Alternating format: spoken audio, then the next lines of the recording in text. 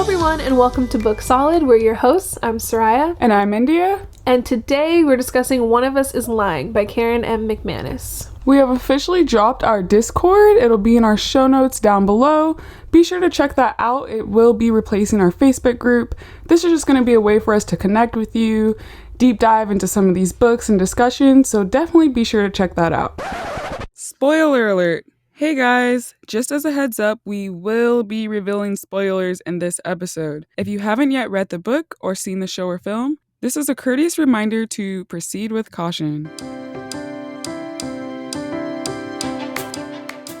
So, One of Us is Lying. This is like a fan favorite. I feel like I see it all over Bookstagram. It has great reviews on Barnes & Noble. So I'm excited to do the talking because I feel like we both have some thoughts on this.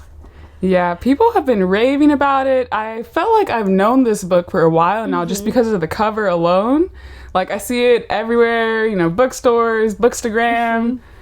Yes, I'm excited. Posted in every YA section in any bookstore. It is there. So, jumping right into it, what were your initial thoughts, I guess, right when you finished the book or as you were reading it? So, something that I really enjoyed with this book is the setting. For some reason, so when I read Big Little Lies, I could be mixing it up, but I'm pretty sure that Big Little Lies took place in Australia in the book. Mm-hmm, yeah. But in the show, they moved it to a coastal Californian setting. I think it was Monterey. Yeah. So, I don't know why, because Monterey definitely on the map, it's different than San Diego, but I enjoyed like the coastal vibes and the California feel of the setting, and I thought that was really cute. Yeah, and actually, I mean, you know this, but our audience doesn't. I grew up in San Diego, so it was really cool. Some of the stuff they were talking about definitely doesn't exist, but, as far as I know. But it was so cool. Like, it was just like, like talking about some of the freeways or like downtown San Diego, like I could picture that really well. Yes. So that was fun. Something that stood out to me that I thought was really funny, one of the reviews on Barnes & Noble's website, it described this book as Pretty Little Liars meets The Breakfast Club, and that is exactly, that's the perfect way to describe it. I think you said with with the hen of Gossip Girl. Hen of Gossip Girl, which is, it's just like, that is what makes this book. And I read the Pretty Little Liars books in high school. That's a whole episode. That can be a whole episode in of itself. I don't like the show, in case anyone's wondering. And it's very different from the books. And the books used to be good, but then I don't want to get into it. I can get into it at a different time. But so it definitely had that feel like the whole time I was reading. I was like, oh, this feels very like with whoever it was who was posting on Tumblr. Felt very like like. And then even Simon made that comment about being like the omniscient narrator, which is like Gossip Girl. And so, yeah, I thought that was like a really, really perfect way to summarize this book. Yeah, and I guess in line with that, like, this book is definitely self-aware of the stereotypes and cliches that it uses. There's a line in the book about that in like the first 11 pages, and I think it, not all tropes are bad. Like, I feel like sometimes we definitely like lean into them as a culture, as a society. It's not always a bad thing. But sometimes I kind of wanted more. I wanted like you have this trope, you have, like the criminal and, the brains and all the pretty girl, the athlete, but like, let's be more imaginative. Like, let's think outside the box. Yeah. That was something I wrote like 2 pages in. I think I wrote, it's a little cliche, but maybe that's the point. But like, I think I like the idea of taking the cliche and then like totally flipping it around. Like, make me think that's what this is, and then give me something different, something new. So, moving on into some of the characters, what are your thoughts on Bronwyn? Yeah, so with Bronwyn, I definitely felt a way. Again, I understand she's like the brains of the group, but I definitely felt like there was a negative kind of like air to how she was described, and I'm really tired of that. Like, we've seen that for years upon years upon years. Whoever the smart person is, they're always the butt of the joke. They're always serious. They can never have fun. They're always like naive to like, the things of the world. It was just very unimaginative, I felt like. But one thing I will say that I felt like was accurate, as we all know, her big secret was cheating. And she cheated in chemistry in order to be valedictorian. And I felt like that is so true. Like, even my experience, both in high school and in college, like, I placed so much of my own self-worth on my grades. And, like, you know, and I know we're, like, delving into probably imposter syndrome. I learned about that in college. One of my friends was telling me about it. But, like, I genuinely felt like I wasn't, I guess you could say I was, like, top performing, but I felt like I found a hack, so to speak. Like, for me, I knew I'm terrible at test taking. Like, I get nervous, my brain blanks when I see those bubbles. I just see an empty page.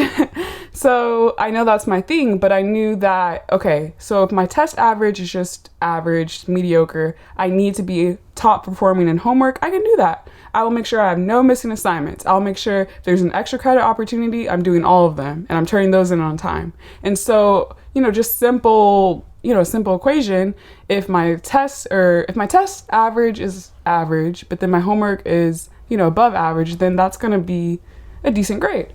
And so I felt like that's how I like played the system, so to speak, but I felt like that wasn't, that's not like a naturally smart person or whatever. And so I really just like resonated with that part of Bronwyn's character. Yeah, that's actually, I'm glad you said that, because that's something I feel like I'd have to agree, especially in high school. I placed a lot of, like, my entire value for myself was how I was performing in school. And so if I was doing well, then that meant, I was, like, doing well as a person. Like, right. The two went hand in hand. And so I put a lot of focus on academics. And like you were saying, like, I found ways around, like, things that were difficult. Like, for example, chemistry, I can relate 100%. Bronwyn, I hated chemistry. That's probably one of my least favorite subjects ever, right next to accounting. But instead, like, I was in chemistry in high school for, like, 3 days, and then I dropped it and switched to physics, and, like, that was all cool. But also, I wasn't trying to get into Yale. So, like, maybe that's why she felt the pressure to just cheat instead of switching classes. Like, I personally would never cheat, but I also don't understand, like, I had pressure on me to do well, but not the pressure that she was under. Right. So I will say too, I didn't care for some of the ways people described her. Like, I don't know, they were making it sound like she had like some kind of glow up in between like junior and senior year. And they're like, oh, like multiple times it's referenced, like she had this sexy nerd thing going, or like stuff like that. And it's like, why does she have to be sexy? You know what I'm saying? Like, okay, like she's into, and why does that make her a nerd for caring about her academics, caring about her education, wanting to go to Yale? Why can't it just be that she places value on academics? Right. That educating herself is important to her, getting a good education is important. Like, immediately you're just classified as being a nerd, but it's like, oh, everyone's like, it's okay because she's a sexy nerd. Like, that somehow makes it. That was very weird. I don't know. I just wasn't a fan. I don't like this idea that your physical appearance is a tie to your skill, talent, profession, like whatever your values. Yes, and actually you saying that just reminded me, there's another part in the book at the end. They make like little references to it throughout the book of Addie kind of figuring out she likes sports. And so at the very end we find out that she's on the track team. And so they're at Bronwyn's recital and she's wearing her Letterman jacket or her track jacket or something, and they're like, she says, and there was Addie in her jacket looking like the least likely jock ever. And it's like, why? Because she's pretty? Yeah. Like they describe her as being like conventionally pretty or pretty enough, because sometimes they're like kind of rude on her appearance in the book. But anyway, because she's this long blonde haired pretty girl, she can't also be good at sports. It's just like really weird to marry those two things together. I agree. And I would argue, I understand, it's just a YA, like I thought it was just a light reading type of... But you know what? It wasn't, so I feel like we're allowed to say this because it's not a light YA read. It's really not. It's really not giving what I thought it was. And, like, I think the fact that it is YA and that teens are reading this, I don't want them to internalize that, because I definitely did. Like, I played sports in middle school, and I was very mindful of like how I was perceived when I was in my workout clothes versus school clothes versus going out, hanging out with friends. Like, and that's a lot. That's a lot when you're going through puberty and hormones and all these, trying to find your group and social cliques. Like, that's, Yeah, so I don't, like, it was kind of, like, perpetuated with these characters that we grow to like, reinforcing these ideals that are so irrelevant. They're not, nobody cares. It's not important. And just little comments, like, she's always wearing her hair in a ponytail. Ariana Grande, she wears her ponytail and she wears co-opted the ponytail. She got the ponytail unlocked and she looks great and we love that for her. Like, that's irrelevant. That doesn't matter. That's how she likes to wear her hair. That goes on her head. That's her business. What does that have to do with her perceived attractiveness? So she lets her hair down. So what? That doesn't, you know, that was troubling, perplexing, to say the least. Yes. So, and well, we're already talking about Bronwyn. I want to talk about her relationship with Nate. Yeah. Also very contrived idea. The bad boy and the smart good girl. That sums up their relationship in one sentence. Yeah. I just, like, Nate as a character, I feel like he was going through it. Right. He's going through things that, like, no 17-year-old should have to be dealing with. And he as a character is probably the most likable. Maybe not. I think I'm in line with that. I definitely, like, vibed with him because he felt real. Like, I could understand his actions. Real. He wasn't out here doing the most. I think I might have spoken too soon. But I did like him, I would say. But their relationship together, I just want to say, like, I was on board. I was on board with it in the beginning stages, like when they were first, like, I guess, talking, and he's got his trap phones and he's those were stressing me out because I thought for sure someone was gonna find Bronwyn's and then, like, use that to accuse her. Yes, I'm like, this is evidence. Yeah. But that was very cute, and, like, it was just nice that they had each other because I couldn't imagine how isolating that must be. Her own friends at school, like, also her friends were. Oh, absolutely no. Terrible. They were so elitist. Like, first time Nate came around, they were like, I can't remember exactly what they said, but they were so judgmental. Yeah. Why? Because he doesn't get straight A's. Also, like, I feel like traditional school systems as they are set up now are not always the most indicative of someone's level of intelligence. Right. There's so many different ways to be intelligent. Absolutely. Like, and it doesn't cater to that. And I have such a problem with that. Yeah, it's like you have to be smart this way. That's right. it. Like, you have to be able to succeed in this exact environment, basically, and then we'll deem whether or not you're smart. Exactly. Like, what? That's not the real world. Like, what happens if you're a fabulous artist or musician or something? It's just like, that's cool. That's your co-curricular, but can you take this chemistry test, though? Nobody can. I'm convinced. Me either. Honestly. Honestly, chemistry, the only thing I remember about chemistry is the last day of school. We had to meet with our teachers, and I met with my teacher. And he was like, yeah, India, I don't really think you liked science, huh? And I was like, respectfully, I just don't think it comes to me naturally. He's like, have you ever considered doing, and he told me about, like, this technology school that had a video production program. And I'm so grateful for that because that, like, set the way for what I would go on to study. That's the only connection I have to chemistry. It is the worst of the worst. And for those of you who love chemistry, more power to you. Yes, I think you're amazing. Brilliant. Yes, truly, because my brain just doesn't work that way. Yeah. But, so, okay, back to Nate and Bronwyn.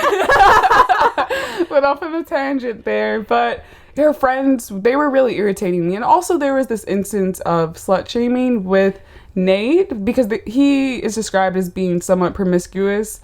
But fortunately, Bronwyn, I think she calls it out because it was sexist. Like, her friend was just like, what did she say? She said something, so Nate gives her a ride home on his motorcycle. She's like, you need to take a shower. Oh, yeah. I was like, what? Excuse me? Yeah, like, and that's also none of your business. Right. Mind your business. What he's doing in his spare time. And I will say, too, because you were saying when they were, like, courting each other, that was really cute. And it was, like, wholesome. They were just on the phone watching a movie. Yes. Like, let's press play to watch this movie at the same time. Adorable. We love that. But as the relationship progressed, like, okay, I feel like it was really glossed over, his feelings about being in jail. Because, like, you guys know, if you read the book, as it progresses, Nate gets named as a suspect because evidence is planted in his locker.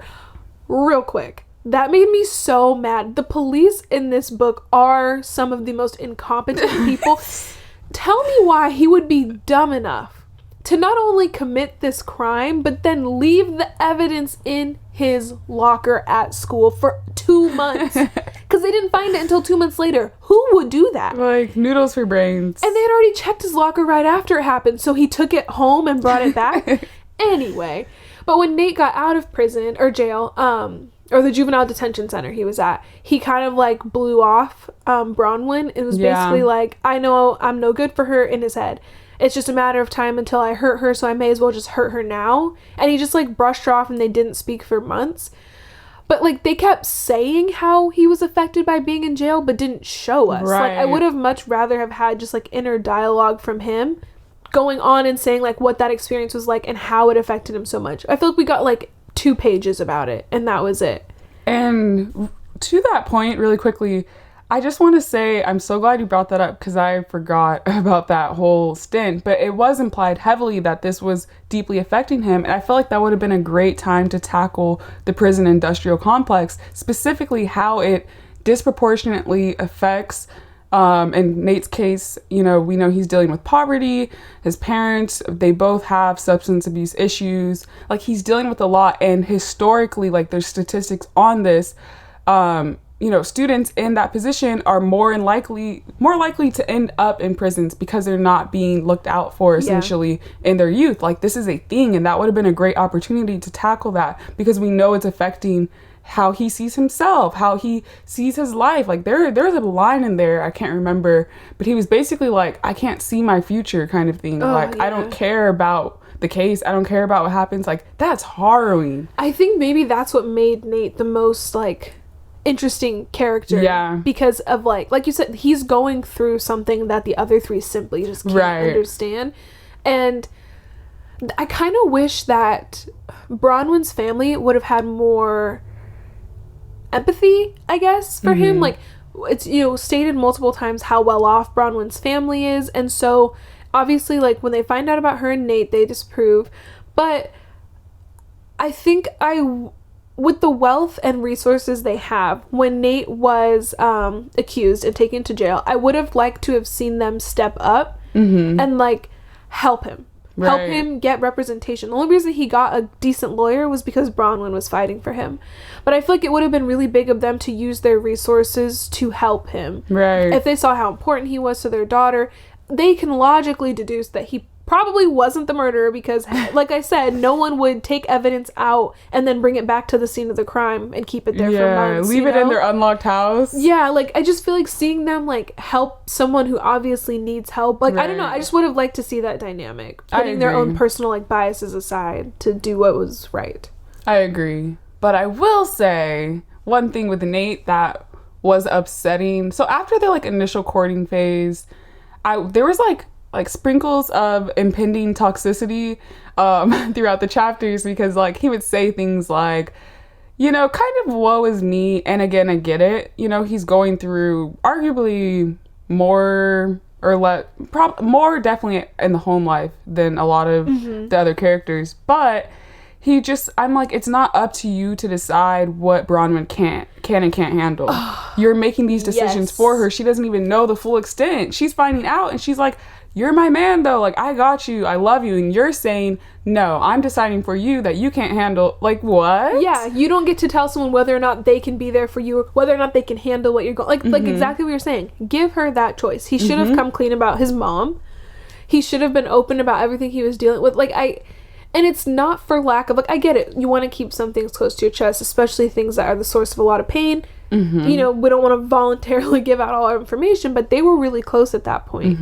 And like, in keeping that from her, it just hurt their relationship. But I feel like he was kind of doing that on purpose to self-sabotage, because he thought it couldn't go anywhere anyway. Exactly. So he's like, may as well just like ruin it before it gets ruined. Exactly. That's the perfect word. It was self-sabotage in a way that was so not needed, because they had a cute thing going. And like, I just gotta say this. So my current favorite song is this song called Gravity by the singer Brent Faiyaz and Tyler, the Creator. But the thing about Gravity is, and like it happens with a lot of popular songs, is like you listen to it and it's catchy and it's good, but then you start hearing the lyrics. And once you hear the lyrics, you're like, whoa, pump the brakes. What are we talking about here? And so Vern Faiyaz in general, like, I love his voice. I think it's angelic, but he has some toxic, terrible lyrics. Are not like terrible in terms of like the poetry aspect of it all, but the content. The content, yeah. Yeah. So in that song Gravity, he basically talks about how he's in this relationship with a girl and he decides, and he literally says this, you held me down, but ultimately I gotta let you go because I'm going, like, you know, what I'm dealing with is too much for you. That's like literally the whole premise of the song. And I listen to the song and I love it. I'm just like, what are you saying, Brent? Because who are you to decide she's been holding you down? Clearly she loves you. Yeah. Like, she's putting up with you for some reason. Like, let them love you. I feel like, too, because Nate hasn't had anyone really show him love his entire life. Right. Like, he's like refusing to let her. Yeah. Which is, I guess, yeah, the sum of what we're saying is he's just not... And every good thing he's had has gone away. So he's kind of like, why would this be any different? Which is a really hard cycle to break out of. That's true. With little support at that. Exactly. Now we're going to take a quick break to tell you about our donation of the week. Mental Health America is a nonprofit organization founded in 1909 by Clifford W. Beers in Virginia. Since then, the organization has created various chapters across the country and is committed to helping people work through various mental illness disorders.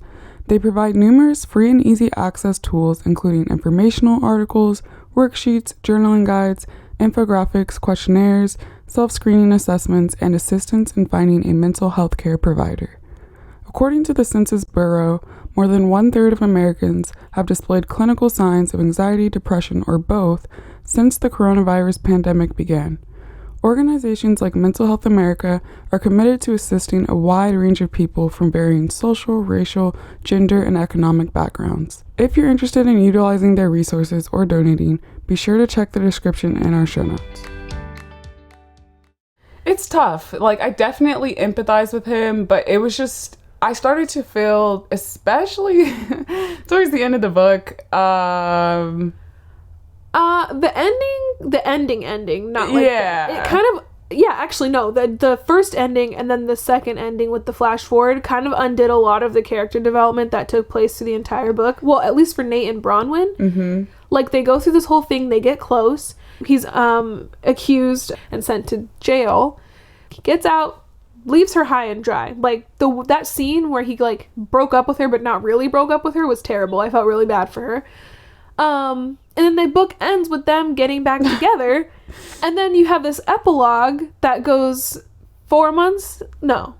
When is it? It's like 4 or 6 months later. Yeah. Or I think it's like a full year. Oh, I think you're right. You're right. Because it's November. Yeah. It's a full year later. And it's from Maeve's point of view. But it starts with her talking about how Bronwyn and Nate are doing long distance and had broken up and just gotten back together that day. Yeah. And had been fighting. But now she's sitting in his lap. Like, they painted the most, like, cliche, toxic teen relationship. Like, the breakup to makeup. And I love you right now, but I hated you yesterday. Like, that kind of, it's just not good. And it was particularly disturbing just because we've literally dealt with this entire book at this point with these characters, right? Like, they've both gone through it. He was literally in jail. He was incarcerated, more or less, in the juvenile system. And, you know, Bronwyn was accused of murder. She was on TV and stuff. Almost didn't get into Yale, her dream school. They were going through a lot, and now they're still going through a lot. Yeah, like, they seemed 10 times more mature in the first ending of the book than the epilogue. Like, this seemed like trivial high school drama in the epilogue. Like, they just regressed completely as characters. It was so weird. Right. And, you know, when I read that epilogue, I was just like, you guys don't need to be together, point blank, period. No. Like, you're clearly not a match. And are they gonna, she's at Yale, he's in San Diego, are you gonna do long distance for 4 years? Right. Like, what, did we think about this all the way through? And I understand, you know, this is a common issue in a lot of teen relationships, particularly like the senior year of high school. This is when, you know, stuff starts to get real, as they say, hit the fan. But yeah, Yeah, you know, I have to second that. Like when I got to the ending of the book, I felt some closure, but then the epilogue was it was not it for me. Yeah, it just undid all of it. And I was like, okay, so anyway, like, but do you want to move on into Cooper? Yes, making I'm our way? ready to talk about Cooper. Oh, Cooper. Okay, I guess I will say, I think I guessed his secret, and I did. Like, I had a feeling that it would be this thing with him coming out, and like, I don't know. I wanted to give him a hug. Yeah, like I definitely didn't guess it. I fell into the trap she laid, that he was cheating on Keely with he was cheating on Keely, but I thought he was cheating on Keely with another woman. And those first few chapters we had of Cooper, he felt really flat to me. Like really flat. Like he didn't have any, like it seemed like the rest of the other three kind of had more depth to them, or I had, you know, more sensitivity to like the things they were going through, but Cooper just felt like a typical jock. Like I felt like she didn't give him any substance. But then as the book progressed, that definitely went away, and I started, like you said, I was like, I want to be there for Cooper. Like he needs support, he needs a hug, he like the scene. First of all, the way that he got outed was horrific. Yeah, that was terrible. And that scene when he walked into the cafeteria made me so upset and hurt for him. Yeah, like I feel like that's illegal. That had to have been illegal for the cops to out him in that way. Oh yeah, like that's come on, you can't do that.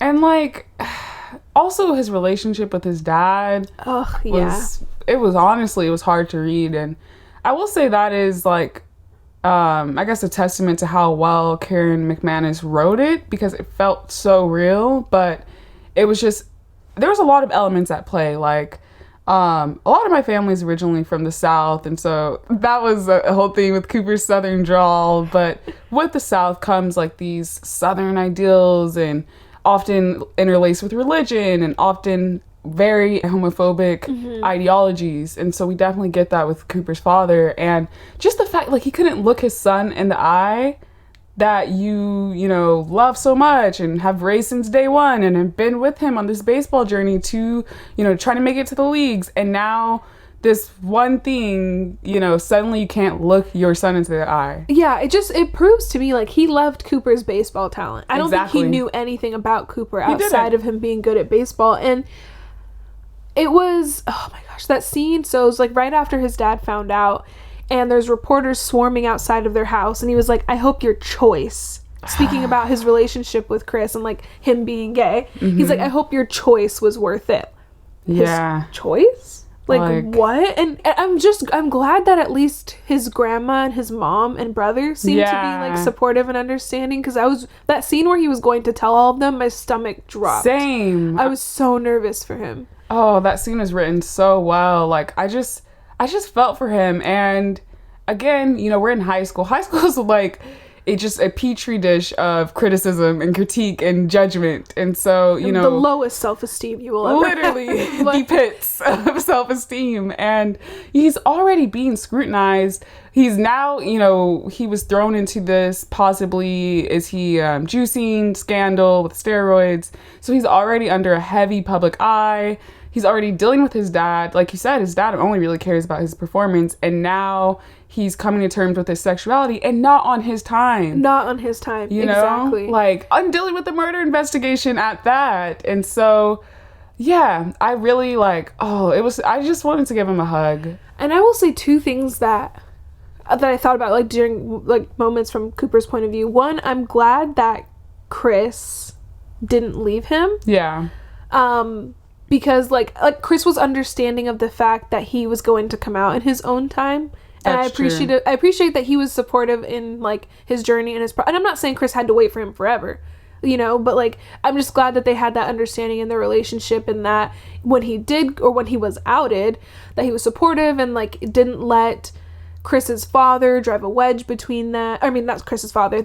Cooper's father didn't drive a wedge between them, and like ultimately that they stayed together because they seem to have a really healthy relationship. And so I'm really, and like to see Cooper kind of accept himself. Yeah. Even like when he held Chris's hand in public and like stuff like that those were the moments that I really liked to see in Cooper's chapters. 2, okay, I don't know if I went to a high school that was different from other high schools or like the way that people like to portray them in books and movies are just like way off. But who behaves like this? I know. The scene I'm talking, like when he comes from the cafeteria and they're like yelling all this horrible stuff at him, or like anybody when Addie, when it came out that she cheated on Jake and her so-called best friend tripped her when they were running on the track and like cut both her knees. Like, do people really act like this? Do people really like smack people's books out of their hands and trip them and push them and yell obscenities across the room? Like, is that exaggerated for dramatic effect, or is this stuff really happening? And that I do kind of have an issue with that, because you bring up a good point. Like, I totally understand, you know, this is a work of fiction. We need drama because that's what's going to be exciting. That's what's going to keep interest. But then it's like, now we're like going too far to the point of like, is this even realistic? Yeah, like that's awful if that's true. Yeah. Because like I hope no one is experiencing that. And I know people do get bullying exists very much. And so I'm not trying to say like people never get bullied, because that's not true. And like I definitely had incidents with bullying in middle school, of like being bullied. So I understand that is true. But it's just like the level that it's taken to is like, I feel like often very dramatized. Is that a word? Drama made to be very dramatic. No, I have to second that. And like you said, I definitely dealt with being bullied in middle school. You know, in my experience, a lot of times the bullying that does occur in high school is like more covert, and it's more, you know, insidious. It's not always like in your face, you know, dumping the books. And like we've seen this a lot on TV, and I'm not saying it doesn't happen, but I don't know if it's productive to just keep driving home these things. Yeah, like I feel like in high school, if somebody had been outed in this way, first of all, we didn't even have a cafeteria, so that's that. Oh, really? No, we didn't. I never ate in ours. Everybody ate everyone just ate outside in various places across campus, or like if you had a club meeting or a classroom or something, but yeah. Ooh, that's very elite. I like that. But like I feel like even if we did, like I don't think, like I can't imagine the entire school ganging up to like yell this awful stuff at them and treat someone this way. And like, yeah, I sincerely hope that these things aren't happening. I don't want to be naive and be like, this doesn't happen. I am glad that Nate did speak out for him, you know, and come to his defense. It's a shame that his, you know, supposed friends, although Luis, yeah, he does come around, which was nice. But yeah, like Cooper's whole situation, I do have to say this though. I do have to say it. So I love the character of Chris. I'm definitely a fan of, and their relationship, and like you said, Chris's support for Cooper during that time. It could have really, like, you know, that could have been enough to just disband the relationship. Mm-hmm. But one thing I have an issue with is infidelity. And so I just really wish he would have broken things off with Keely. My brain completely shut that out. Whoa, okay. Because I just was thinking, like, did Chris know about Keely? Oh, he had to have. He had to have, right? So my brain really just was like, as soon as we learned about Chris, my brain was like, Keely who? But yeah, he definitely was dating Keely and stringing her along. And then also, did Chris know about Keely? Whoa. Yeah, so now we're getting into some moral gray. And like, again, you know, while I don't condone cheating, I can understand why Cooper felt like he had to do what he had to do. Mm-hmm. But I just feel like anytime with cheating, like you have this instance in which you take another person and you don't care, you disregard their feelings and use them as a pawn to get what you need. And I don't like that. Like, he didn't even, and granted, you know, I'm glad he was able to have that conversation with Keely and just be very candid about what was going on. But like, even if he just was like, I don't think we're a good match, bam. Yeah, you know, like he should have just never dated her in the first or maybe place. not like that. Sorry, that would have been like, abrupt what I said.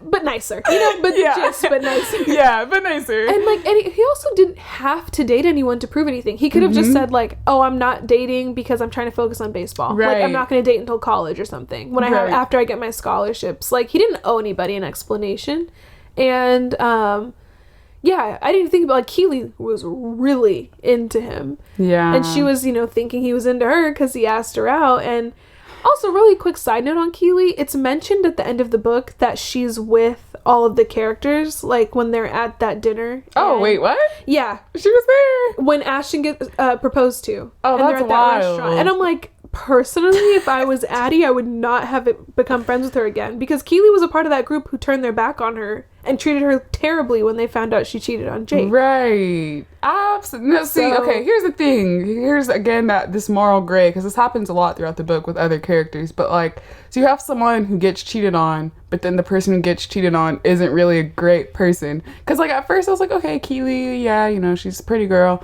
But then I'm like, Keely, you're not a good person. And that's not that at all. That's not saying, okay, she deserves to have been cheated on or, in this relationship with lots of, like, secrets and stuff going on. I'm not saying that at all. But she, like you said, where was her support for her friend, for Addie? She cut her high and dry. Yep. She was only concerned with, Keely was doing a lot. She was. And, so speaking of Keely's friendship with Addie, check out that segue. Moving into Addie, so my first thought about Addie when they were describing her and Jake's relationship, I was like, nothing's this perfect. Like in the very first chapter, they tried to make it seem like Jake was this amazing, caring guy, and I wrote like, Addie needs help and she needs love. Like, because her mom is not there for her either. Her sister's not around. And she's being kind of brainwashed into normalizing Jake's really controlling and concerning behavior. And so the first thing that Jake did that made me like, ooh, he's got to go, was when they were going out to the beach. And he said, oh, why don't you go get dressed into something cuter? Because she was wearing like a hoodie and jeans. It's the beach at night. Yeah, like in California. With a cold.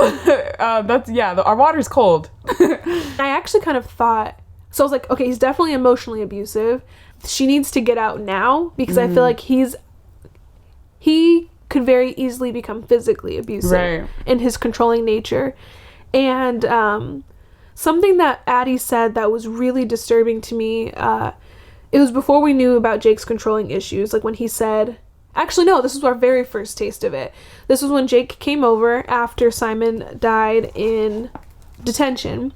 And she talks about Jake and their first time sleeping together. She said, he wanted to wait until after junior prom. It was a big deal. He rented a fancy hotel room and he bought me lingerie. And I wouldn't have minded something more spontaneous, but I'm beyond lucky to have a boyfriend who cares enough to plan every last detail. That was the first thing where I was like, ooh, okay. You can see her trying to rationalize or normalize his behavior. And so it was like a little side eye. And then she said he was trying to like initiate sex with her. And she said that she remembered what her mom told her, which is if you say no too much, pretty soon someone else will say yes. Like that's what she's teaching her 16-year-old daughter. Say yes every time your boyfriend wants to have sex. Anytime anyone wants to have sex with you, you have to say yes because otherwise they'll find someone else. How little value is she placing on her own body? That was unbelievable. Oh gosh, I'm wincing. I don't know how I do remember that part, but like, okay. yeah. I understand Addie's been going through it. And it's really just like an unfortunate situation. So again, I guess this is good writing on Karen McManus's behalf because it's like, she feels like she's placed in this situation and, she goes on to do what she does and she cheats.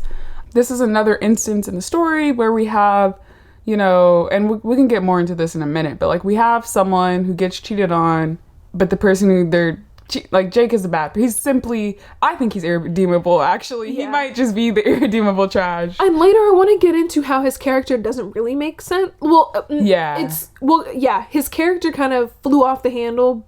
We'll get into it. It doesn't make sense, actually, his character, but we'll talk about that later. Yeah, but just with Addie, one thing I do want to get your opinion on, though, really quickly is TJ. So, something I couldn't really, like, at first, because I don't know, we were talking before the show, and you reminded me about something, but initially with TJ, I was like, I understand that you're carrying this immense guilt, that, like, this is the man that you cheated on with, but, like, her interactions with him were always so, like, hostile in a way that I was like, this isn't clicking. No, she was terrible to him. Like, you cheated. Well, okay. I was gonna say, of your own volition. We'll get into that in a second, because I actually have some issue with how that went down. But, like, no one forced you to cheat. Mm-hmm. I don't even know if TJ knew she was in a relationship when he did cheat, because Jake's family was out of town and TJ was new to town. So he might not have even known.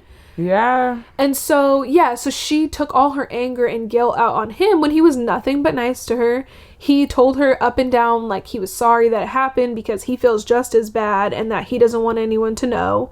The reason why I say I don't know if it was her own choice to cheat, well, she made the conscious decision to invite him to hang out with her. That was her choice. And to drink together. That was her choice. But she says she gets, like, blind drunk and then they go to his place and sleep together. If she's drunk, there's no consent there. Right. And I don't know how drunk TJ was, but if he was in a place of being aware of the situation... To, like, get them... Because, like, did he drive, I'm wondering? Yeah, like, they were at the beach, and then she said, let's go to your place. So, I don't... Yeah, maybe he has a beach house. Oh, okay. I think she said they have a beach house. Yeah, it was a beach house. But as soon as she said, let's go to your place, he should have said no. Because she's drunk. Mm-hmm. And again, they didn't say how drunk TJ was, so, like, I don't know if there was, like... If they were both blackout drunk, and, like, then neither of them consented, and this shouldn't happen in the first place, but, like, she... is the one who describes herself as being incredibly drunk. So he should have stopped it right there. They should have never gone to his place. I have an issue with that. Yeah. Yeah, I'm glad you brought that up, because you can't give consent if you're blackout drunk. You can't, you know? And so that makes me question TJ's character a lot. But I will say, like, those moments towards the end, like, even, like, their lap, of course, like, they ended up being lab partners.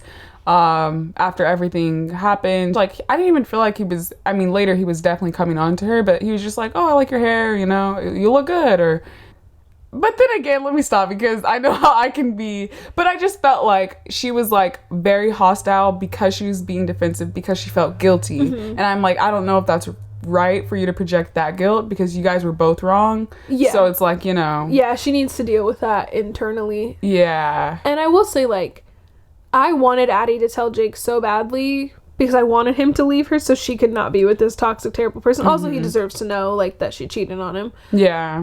But yeah, like, I was like, them breaking up is the best thing that could have ever happened to her. And I was here for her journey. Yeah. She didn't know who she was outside of Jake. She had no identity. And so her realizing she's really into sports and athletics and, like, biking and running and finding time to spend time with her friends, making friends outside of this clique of people that she was thrust into because she was with Jake. Like, just seeing her development. And I actually liked that she turned TJ down. I was just gonna say that. Yeah, because, like, she's like, I'm doing me, I'm focusing on myself. It just showed a lot of character growth. Yeah, I agree. I frankly, I would have been upset had she have taken up TJ on that, because it was very apparent that she needed to just work on herself. Like, you know, and she's had this ideology fed to her, I'm assuming her whole life, from her mother, that she needs a man to, like, have an identity. Yeah. And so, you know, it was really a beautiful moment. And then that she got to get closer to her sister, Ashton. And they were living together. When she was describing that apartment, I was like, can I move? I was like, what's the rent like? Let me do some Zillowing.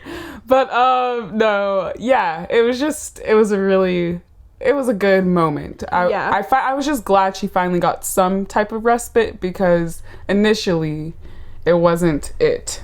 Yeah, I agree. And so as we're talking about Jake, I just want to say what doesn't make sense about Jake a lot. But his character went from, like, 0 to 100. Yeah. In the last 30 pages. it made, like I said, he was very controlling, very emotionally abusive, and I was concerned because I thought his character could very easily become physically abusive with just the way he was treating her. And like when she confessed to cheating, how he like punched the wall until his knuckles were bloody, I was like, ooh, no, like, that's a red flag. That's a no. But then Addie finds out the truth from Janae about what happened to Simon, and I know we're going to talk about Simon. And Jake goes there to threaten her, then finds Addie, and then literally tries to choke and kill Addie. Yeah. So that's one thing. That went like, whoa. He punched Janae, broke her jaw. And then let's just talk about Jake's working with Simon. Mm-hmm. So they planned this whole thing together, and they were going to frame Addie. He was going to let Addie go to jail because she cheated on him. Charged with murder because she cheated on him. That's what Jake's plan was with Simon. And then on top of that, Simon came to him with this idea, which involved Simon taking his own life, and Jake said, okay, sure. And like didn't bother to help Simon, didn't try to get help for Simon, just let this all happen. Like there's so much wrong with Jake's character. It doesn't make sense. Yeah, I think we definitely missed a lot of necessary character development. And I know there's like little Easter eggs sprinkled on early on, you know, implicating that we know he's not a good person. And even like, you know, after everything happens, he meets up with Addie so he stopped talking to her, but then he meets up with her and is asking her in detail about everything. And I thought that was very suspicious. Mm-hmm. But, yeah, I mean, it's everything you said. Like, I don't know how I don't care, like, if you, like, it's high school. You're not going to be, and just life. You're not expected, not everyone's going to like you. You're not going to like everyone. But if someone were to tell me, like, hey, I'm suicidal, I'm thinking about ending things, do you want to help me with this plan? And the fact that Jake says yes to that, the fact that all of this violence that he's, you know, exhibiting towards the end of the book, like where's the development for this? Because it frankly doesn't make sense. No, at all. And let's chat about Simon. Because I think that's not even that's probably the biggest issue that we both have with the book, and mm-hmm. why I don't think either of us agree with the reviews that this book has. Why don't you tell me, because we were talking about this before, and I know you have a lot of feelings about this, so. Yeah, I just think it was glossed over a lot, and honestly, I'm trying to think, like, if I had read this book when I was in high school, I don't even know that it would have been on my radar, but, like, with, you know, the media I've watched since then, research, reading, all that stuff, like, the thing that, like, was immediately apparent to me was the fact that about 3/4 of the way in the book, I believe it's Janae or Addie, but there's mention of Simon dealing with depression, and it's kind of hinted at because May finds that he's in these 4chan chats online. He's talking about like school shootings and some really dark stuff, but we never get any real backside or insight on to his mental health. Like, we know that he feels left out, but that's totally different things, right? Like, it's high school, you know, dealing with social exclusion often comes with it, and so we do empathize with him with that, and that, you know, the popular kids they're not inviting him to parties, things like that. But, you know, then it's just randomly thrown onto us that he has depression, and then it's just easily summed up, and we have this, you know, in my opinion, just terrible shortcut to he's depressed, he's gonna kill himself, that's who the real killer is, the end. Yeah, like, it was his death was a plot device. His depression was a plot device. And it's like, that's not, it was so superficially mentioned that it just kind of like glossed over the seriousness of the issue. You know, like, for someone to be going through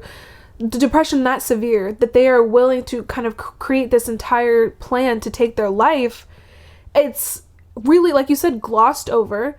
It's used to just move the story along, and then people are not sad about it because they vilify Simon throughout the entire book. So because he was not a great person, you know, it's not that bad that what happened. That he took his own life as a teenager. Yes, at 17 years old. Like, I just feel like the book really made light of that, and like really tried to push that it just, because of the stuff he did, it somehow made his death less meaningful. And in doing that, we start to vilify the illness itself, right? Because it's like, by taking this shortcut, it's kind of like, well, that's what the depression is doing to him. Like, he's just going to, like, yeah, there was all this grouping together. Like, what Simon did to those 4 individuals, totally uncalled for. Yeah, totally it is out of terrible. pocket. Terrible Yeah. and out of line.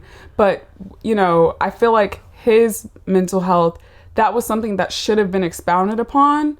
And I'm not saying that's going to justify anything, but I just hate that it was used as a plot device, like you said, because, we get this at the end, and yes, it did move the story along, and yes, I didn't see it coming until the end, of course, but it's just like, it was really troubling. And even, his friend at the time, or kind of distant friend, Janae, from what I understand, they also hint at that she herself was dealing with some stuff, possibly depression as well.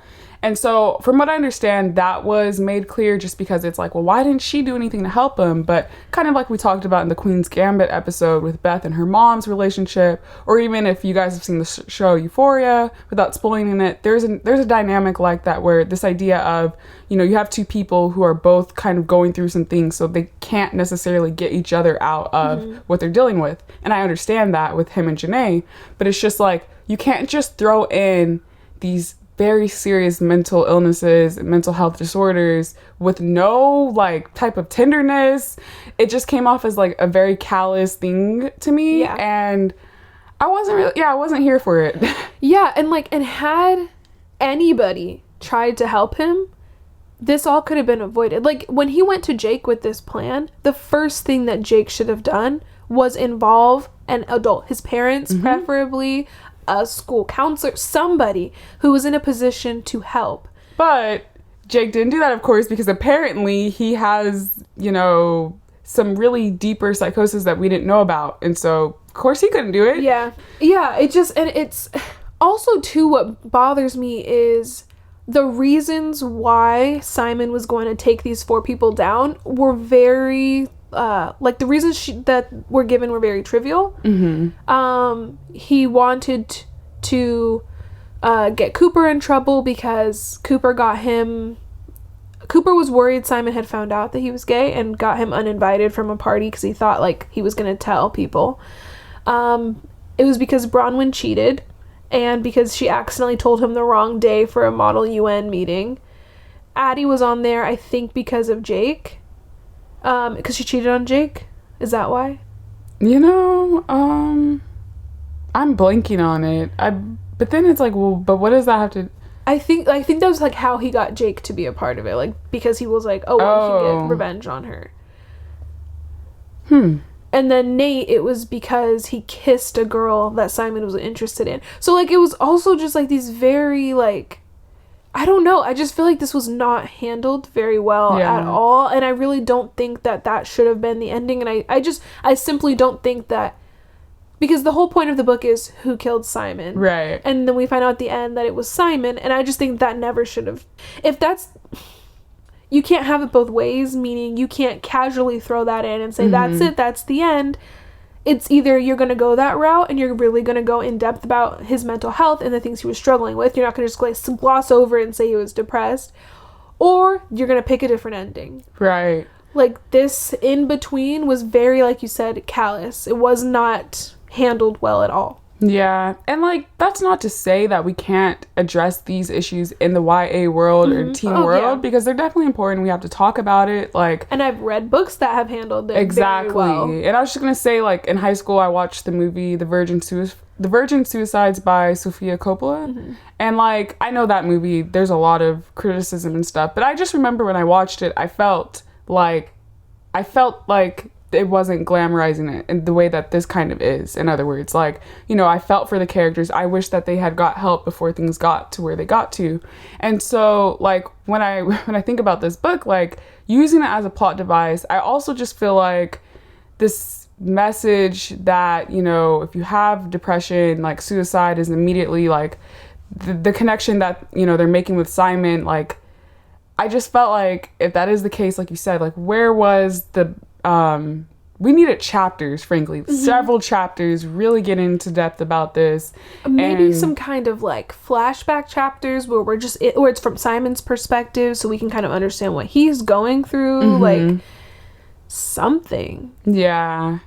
And also even Janae, you know, I understand like she was a minor character, but in touching on like, this is a serious thing, you know, and this book is a YA book. It's gone, like teens are going to read it.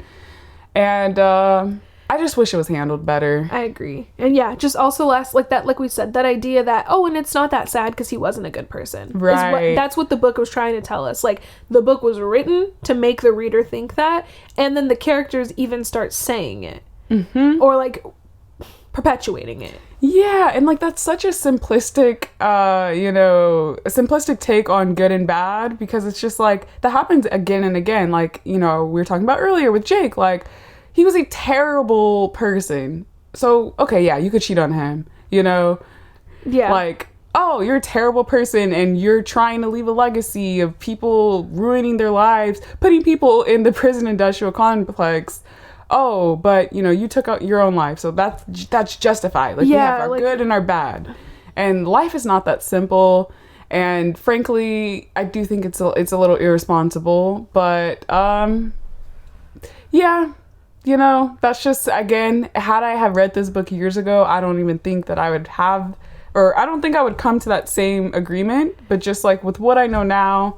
I agree. I was just going to say, and maybe that's because this book has really great reviews. Like, pretty much 5 stars on Barnes & Noble. People love it. And I wonder if because it's YA, maybe that's why. Maybe it's a younger audience. Because, like, I agree. I feel like I've become really observant and aware of certain things as I've gotten older that when I was younger would have flown right over my head, you know? And so, like you're saying, reading this as a freshman or sophomore in high school, I probably wouldn't have even noticed some of these themes and, you know, the things that I'm picking up on now. So maybe that's why, like, if people aren't just like looking at it through that lens, or maybe not even realizing it, or whatever it may be. So yeah. So do you have any final thoughts about this? Let's see. Oh, okay. So one thing I will say, we kind of touched on it before, but things, I don't know, like as far as the way that it ended, I'm glad that we had closure. But things were kind of tidying up in a way that felt a little Hallmark, a little Lifetime. Wrap it up with a bow. Everybody's good. Everybody's happy. Like, we end with this, you know, fantastic engagement ring and promises of a wedding. And I was just like, but this was like some heavy stuff that we were dealing with. And it just felt like miles apart. Yeah. And I understand, like, because I'm very much the type of person, when I watch my little scary movies, I need to watch some lighthearted stuff after. Maybe even some cartoons. Let me throw on Disney Plus. But it just didn't really thematically, like, I didn't feel like it made sense for this type of book. It wasn't realistic, like, for Ashton to have just gotten out of a marriage where she walked in on her husband cheating on her. Right. And then she actually doesn't start dating Eli for a while because he wants to date her, and she keeps saying, like, I'm not ready, I'm not ready, I'm not ready. Then they finally do date, and then a year after they start dating, they're engaged. After she just, like, is her divorce even finalized? Yeah. So that was just a little unrealistic. This book did get picked up by Peacock. They are going to turn it into a series, so I don't actually know any kind of dates or anything. I think just the cast is up, so if you read the book and you want to see the cast, just Google One of Us is Lying Peacock. So that pretty much wraps up today's episode. Be sure to check out our next episode on The Undoing by Jean Hanff Korelitz. We're going to be tackling both the book and the highly raved about HBO series. Thank you guys so much for hanging out with us today. If you like what you heard and want to stay in the loop, be sure to follow our Instagram and like our Facebook at Book Solid Podcast. You can also check out our Discord server where you can leave suggestions, engage in discussions, and take a deeper dive into our episodes. We'll have the links to all of our social media accounts in our episode show notes.